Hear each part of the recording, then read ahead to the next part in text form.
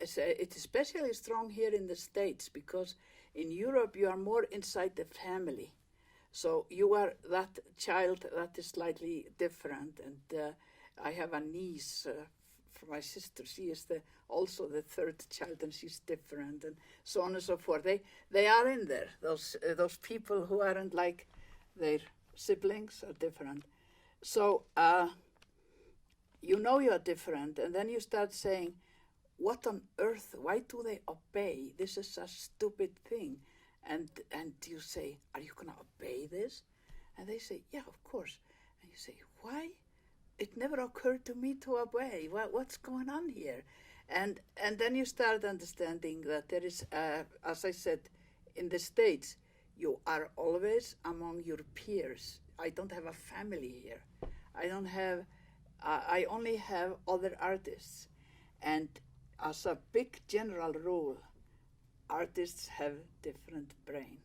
There is something different. I usually start with defining it as attitude. It is their attitude in life. They are not going to go out and get a job if they can help it. They choose poverty over comfort if they can just do what they want to do. And there are a lot of artists who don't make art, but they are artists because they don't get a job in the bank. They have this attitude of living on the fringe. And this is something that has to do with the brain. And I don't know if this is the brain function or if it is the shape of the brain or where it comes from, but it shows up very early that there are certain people who are just going to live their life differently. And the older I get, the more I see this and the more comfortable I am with it, that it is like that. And like to be dyslexic is to be different, and sure I'm that. And then I found out much later that I have some kind of ADD, which is not really ADD because, and definitely not H because was never hyperactive, but I fall into a total deficient attention, just like that, where I don't hear a word of what is said and what other people are doing. But the counter to that is that I sometimes fall into such a concentration. Well, it's kind of the same thing, that I don't hear and see anything around me. I'm just absolutely there. And this, I think, is a hallmark of a lot of artists, not all of them, but a lot of them, is this super concentration and is this obsession. See, that's another thing, that artists are more than any other group of people. I'm sure there is a lot of obsession, like among scientists or maybe doctors who are about to find a cure for a disease and all those things. But artists are so obsessed, and their obsession isn't clear. You know, you kind of like, why are they obsessed about the yellow color? Or Yves Klein, who ended with just one blue. But you understand it, and you know that his blue is actually the only blue. He persuades you. That was a long monologue. That was good monologue. Good monologue. So did you discover this? Did you discover it through music? Did you discover it just through your relationship with the world? How would you think? I mean, I remember feeling at age 10, I was just different. Yeah. And I had to accept all the trappings of that. But yeah, music is very helpful. I mean, it is interesting that for a lot of people, I would say majority of people, music is entertainment. It's kind of like a thing that you like to listen to and sing with or dance with, and it is entertainment, and they want it fast and light and not too deep, not too disturbing in any way, and they have it humming in the elevators and in the supermarkets and everywhere, and that's not to me at all. It is very inconvenient because, again, I want to go very deep into music, and I want actually to make music make me cry. That's good music. So as a young person, you think that everybody must want that. And then you realize it's quite rare.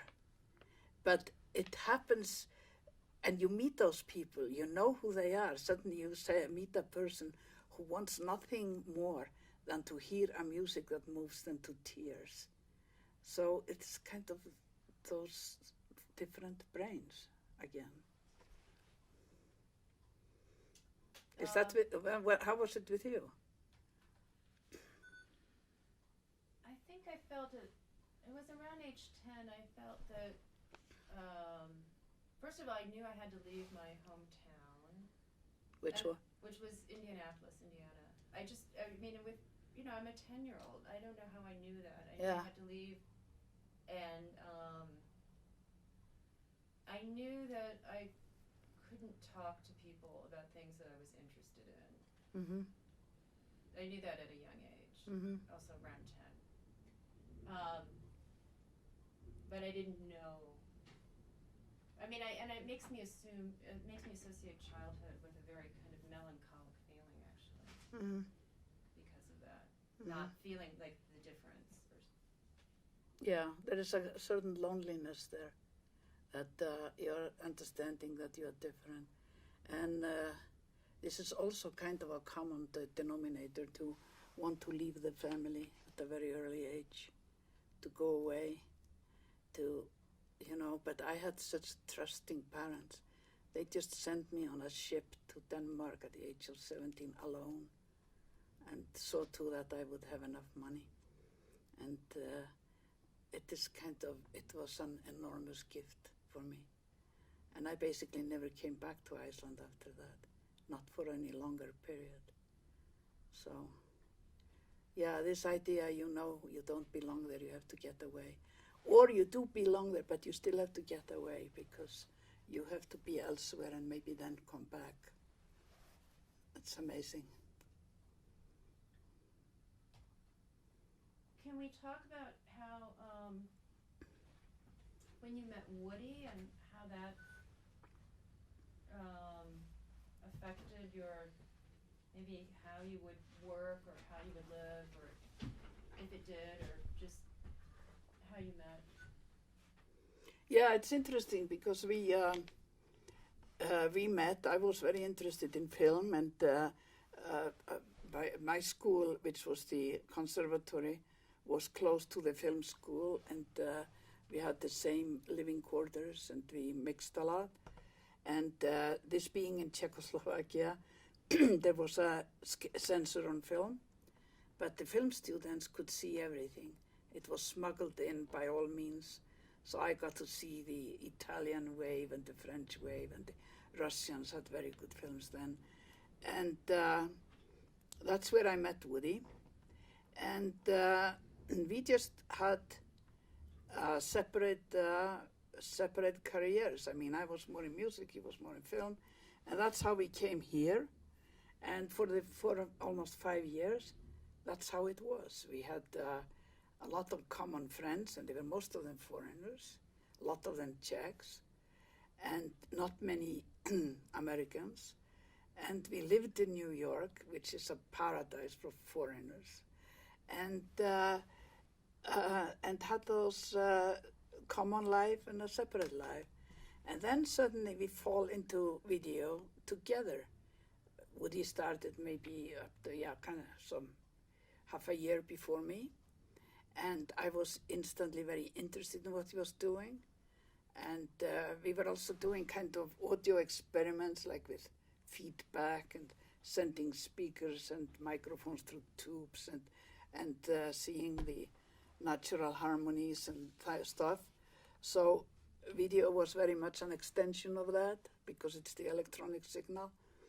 And suddenly we just changed our whole life. We became very serious about this video.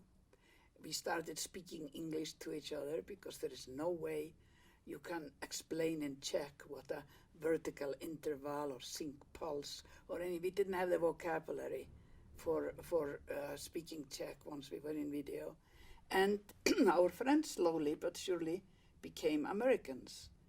And our former friends, they were sort of saying, "What are you doing? You're just schmoozing with those Americans now?" Like we weren't in middle of New York. So it changed everything to start in video. It changed our language, changed our habits and friends, social activities. And in the beginning, we were very much interested in documentaries, but rather as crews. We did a lot of being helping other people with, because as we always joked, we weren't interested in the traffic light on 125th Street, but other people were, so we helped them to make a documentary about the traffic light on 125th Street, things like that. So it's interesting, the video, when you say it changed your language, did it change how you thought about, obviously about how you thought about your work? Because suddenly you're using this vocabulary that's almost re-engineering or retooling your work. Yeah. Well, I have went through a language barrier several times, and I know that it changes everything, your personality, your opinions and attitudes. But this was kind of a major brain operation, because it was a simultaneous one. Of course, we did speak English. I mean, we were there for 5 years before we started video. So we were speaking a lot of English, but suddenly we had to articulate interesting things, interesting phenomena. And so we had to acquire suddenly a huge amount of vocabulary. So, and, we met these radical New Yorkers because that's what video was in the early days, very much about radical politics. Something happened. The recording stopped. One sec. Can I make a slight observation on the sound? When you turn your head in a, pardon me, in a certain way, Yeah, I think, and the mic is here. it's correct? here. Yeah, I can move the mic a little bit. a little bit, but you it can is put the microphone in warmer front of her, it's when fine. she is kind of on top of it and chin a little bit down. Why don't you but- just hang it here, since I'm wearing Yeah, those let me- stupid yeah, let me- glasses? Are you listening to the lab or are you listening to Whoa. What am I listening? one in You're each ear? Is that what's happening? Yeah. See, they are covered here also. No, that's a mic. Oh, I was Yeah. wondering what the heck that was. I thought it was a curling iron. That's what I thought too. I said, when did I get that curling iron? Woody's little curl in the morning. Oh, that's a very interesting mic. Do you usually put a big soft head on it? This type of mic or not? Hmm? The big soft head? No, you only need those socks when there's wind blowing or you're really close to the lips. Hmm. God, he's reading my letters. Yeah, right. I know. Illegal. So I wanna go through why your is it papers. heating? Is it Yeah. heating? Yeah, it's What's something. What is that? Yeah. Maybe anything in the window, the wind rattling. Do you have double pane, or it's not even that? No, but my door sings a lot of the time. The outer door here goes. Vibration is. You happening, Joe? It's not flashing, so Good. I'm feeling like we're good. All right, here we go. I'm rolling again. See, so far no. Okay. So because of that, Stana, do you mind if we just back up a little bit? Because I was really loving what you're saying about when you and Woody discovered, because I'm not sure where it cut out. Yeah. Video, it required you to speak English. The language of and video, a that's whole good. new language. Yeah. Yeah, I'll just recap a little, that we did live this long time in New York, and Woody got employed by Sasha Hamid and Francis Thompson, and we did go from, that's when we were actually also looking at the stereoscopy and audio. And then we discovered video, and that changed absolutely everything. We had this rowing gang of foreigners, Czechs, and there was a Frenchman, Irishman. Whatever it was, we felt that they were much more wild than the Americans. But they were, of course, wild because they were the Europeans who had taken themselves up by the bootstrap to go to New York and to live there. So it was pretty wild. The parties were wild. And so anyhow, at a certain moment, we become very serious about this video. And that included stopping to speak Czech, because we always spoke Czech, although we never spoke anything but Czech inside our house. And suddenly we just switched over, and it was almost like overnight, because we didn't have the vocabulary for video in Czech. There was just no way that we could explain some electrodes or negative going pulse. I have no idea how you would say it in Czech, and so didn't Woody. So with that also came the whole social environment, which was the video environment. And we got so into that we sort of dumped our old friends. And they couldn't believe it. They were like saying, "What are you doing with those Americans?" That which we thought was funny. We also found at that time, or so a little bit before, this whole loft culture in New York. We moved to Soho, and we paid $175 for our loft, big loft. And they all said to us, $175? You don't pay more than $100 for a loft. And we were scolded for this expensive loft that we had bought. And this was just a major brain and body operation, I would say attitudinal operation that we went through. And then, we had people also visiting us all the time. Video was very hot, was kind of the new thing. And everybody wanted to see what we were doing. And we were also following the gay scene a lot, because they always wanted to be videotaped. So it was a good learning ground, especially for me, practicing to run after them and tape their actions. And that would usually end up like in Max's Kansas City. And there was a man who ran it by the name of Mickey Ruskin. And Andy had a table there all the way in the back. And there were always his people were there. And that was a very American scene. For us, it was unbelievably American, something like Andy and the gay scene and the whole thing, you know. So we asked Mickey if we can show in his place, because everybody wanted to see what we were doing. And he just said, yeah, if you show for free, I'll not ask you for anything. If you charge entrance, I will want half of it. That was a great deal. So we set up for a show up on second floor, but the bar was on the ground floor. And we charged, I think $5 even. So it were 3 nights in a row. And so we got quite a bit of money. So we would go to Mickey and say, Mickey, here is half of the money. He said, don't even dream of it. I made so much in the bar. I haven't made that kind of money in years. And we had a standing account in Max's Kansas City, and so did a lot of other people. He would just set up your account, and you signed for it, and once a month you would get a bill home and have to pay up. And it was very convenient, because a lot of the time you didn't have money, or even if you had money, you didn't have it in your pocket late night. You could always go to Max's Kansas City. And then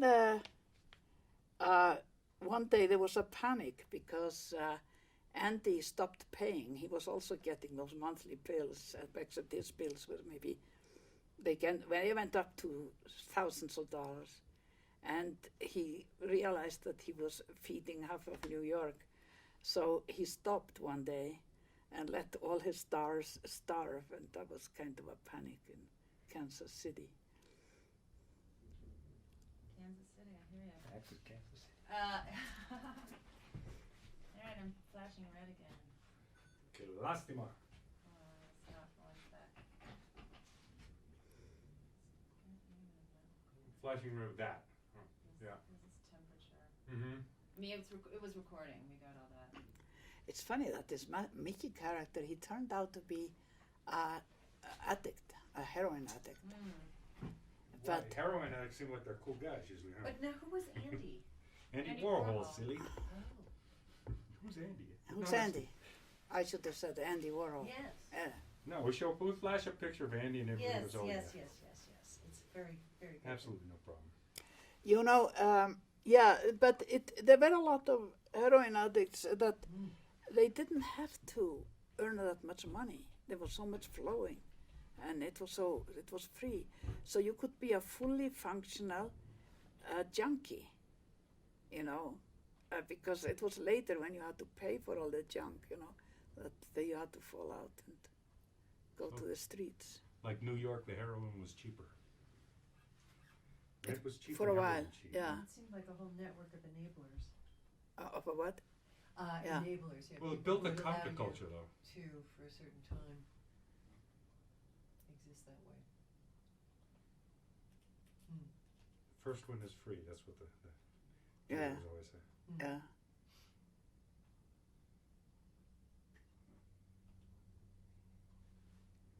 It's fun. Fun stuff. What? Oh, what are you talking about? It's stinking great. It's really fun. It really is. It's very interesting. What I find very interesting is how contemporary what you and Woody were setting out to do. How many years ago now? 40 years ago. Yeah, no, we did this Turn tape off just called the- Participation. What it might happen is you cool the camera off when you take the lens off, and it gets cooler inside. Does it feel hot? No. It never felt hot to me. When I was doing that, it never felt hot. That does not. Yeah, feel but like you hot are not shit. doing it for that long periods of time. Yeah, we're not. No, there's no way it should, and it's not hot either. Something, yeah, it makes me wonder. And we did a search actually on the internet for that, you know, and then did we find anything? I don't remember. Here, what I'm going to do, if you want to try and get it away in case it is responding to anything, is just take this off for a second. Huh? There, go ahead, be cool. Is it hot in there? No, it's not at all. It's like you can feel in Feel the a body. little If warm for the batteries, but yeah, it but doesn't, not enough. doesn't seem. And I think that's why. Last time we noticed it, you know, if it has any temperature, maybe it's a temperature differential gauge or something, and it's just, you know, it shouldn't be going off. Is the question. No, it doesn't make sense at all. And Do you want to arrange those books too? No, yes. I could really get your studio organized. Yes.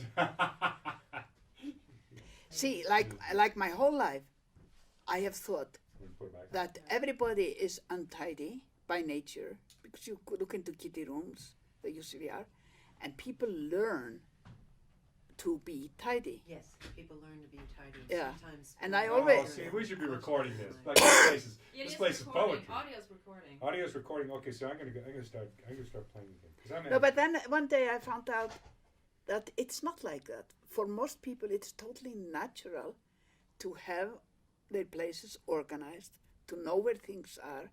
And it is unnatural to have it like this, you know. But I always thought it was the other way.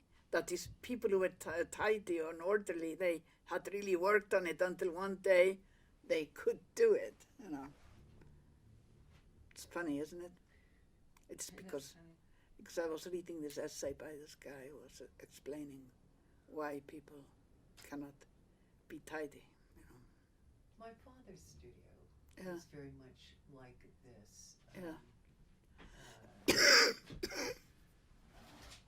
And yet I think, getting back to that artist's brain, that there's something Sorry, about forgive me. understanding the order and the chaos that perhaps other people without that artistic brain don't see. Yeah, But there is no rule. I mean, some artist studio are very untidy, and others are absolutely absolutely Some are orderly. obsessive compulsive. That's right. Obsessive compulsive. So it's not anything you can. Let me get in a little closer because I'm then, so I want to just get a little closer. Once you power yourself here, may I make a suggestion? Try playing. Will it get lower? You don't want to be necessarily so high. I'll set you down a little bit lower on these lines. Okay. You got a little lower, but it's actually pretty good. You happy? Yeah. You're above eye level, but maybe that's cool, right? That's an artistic effect. It's more flattering to people. all I of us. need it. Oh, okay. Do you You're want- really cool. Do you want Oh, to lubricate your throat with any water? Tends to Yeah, you've been yakking improve for the a while. quality of a speaking voice over time. Yeah, maybe audio Roll it, Will. How and do you synchronize it? just with the waveform. We're synchronizing. It's Everything actually takes sound, and yeah. you go in with first, and you match Oh. everything up. Yeah. No, the clap clap. It's pretty easy. Clap clap was there. Didn't used to be sound on cameras. Can you believe it?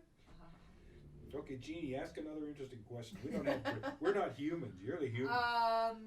That's silly. You guys have great questions. And I think going back into the days of the early days in New York and this junkie culture, why what was that like? I mean, why was that the dominant creative culture of New York City? I don't know if it was creative or dominant or what it was. We fell into it because a good friend of ours, artist, Swiss artist, Alphonse Schilling, he was taking this portraiture, and one of them was of Jackie Curtis. And Jackie Curtis was going to have her song premiered, and Tout le Monde was going to be there. It was somewhere on 57th Street, close to Carnegie Hall, in some big hall there. And he said we should come and take the Portapac with us, which is the camera and the tape recorder. And we went there, and sure enough, she had her song. And at the end of the song, Woody suddenly realized that Salvador Dali was standing next to him. So he says, "Steina, throw me the camera." And I throw him the camera, and he takes a picture of Dali. And but they were all there. I mean, it was the crowd, the gay crowd, the transvestites mostly, and they had it articulated. They said we shouldn't go to the surgical knife in order to change who we are. We just change when we want to. And sure enough, Jackie Curtis was also a lot of the time Jack Curtis and had a crew cut. And then he went back into being a woman. And they were just so wild and so radical, and they had these theaters. They ran just endless plays. So, and of course, being actors, then they were the Andy Warhol crowd, and then some of them were also like our crowd, and we were impressed because they were so dead set on living their life, to making it right, to be gay, which was that time illegal or whatever, and to be transvestite and to be entertainers and everything they did. So for me, it was just it was so great to be able to tape them because they wanted to be taped, and that made it a playing ground for me. But when we started putting this together, when we started gathering those tapes and other tapes like Miles Davis and Jimi Hendrix and whatever we had, I asked Woody, what would you call this compilation? And he said, "Oh, I call it participation, because somehow we were allowed to participate in this culture." And that's how we see it. Do you think moving through that American avant-garde, the New York avant-garde scene, like what you're just describing, Warhol and all Yeah. the transvestites and all that, Yeah. do you think that had any influence in you then moving into this sort of wild frontier of this electronic? No. we did the electronic was a mission from day one. We had been doing electronic sounds, and like before we bought really a camera and a tape recorder, we bought an audio synthesizer. They had just come on the scene,